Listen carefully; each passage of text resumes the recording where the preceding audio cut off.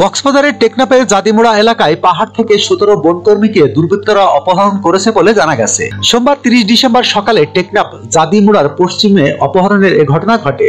বিষয়টি নিশ্চিত করেছেন টেকনাফ উপজেলা নির্বাহী কর্মকর্তা শেখ এহসান উদ্দিন।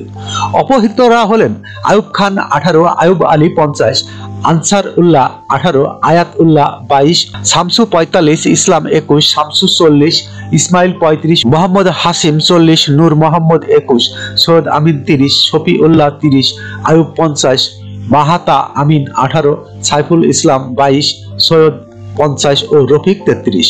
টেকনাফ মডেল থানার ওসি গিয়াসউদ্দিন বলেন, অপহরণের শিকার বন বিভাগের শ্রমিকদের উদ্ধারের জন্য সর্বোত্তম চেষ্টা চলছে। ঘটনাস্থলে পুলিশ ও অন্যান্য আইন শৃঙ্খলা বাহিনীর সদস্যরা গেছে। আমরা বিষয়টি নিয়ে তৎপর রয়েছি। এ বিষয়ে টেকনাফ উপজেলা নির্বাহী কর্মকর্তা শেখ এহসান উদ্দিন বলেন, বন বিভাগের অধীনে বনকর্মীরা সকালে পাহাড়ে কাজ করতে যায়। এ সময় তাদের কিছু লোক ধরে নিয়ে যাওয়ার খবর পেয়েছি। তাদের উদ্ধারে আইন শৃঙ্খলা বাহিনী কাজ করছে। যখনকার খবর তখনই দেখতে চোখ রাখুন শুন 24 টিভিতে। চ্যানেলটি সাবস্ক্রাইব করুন।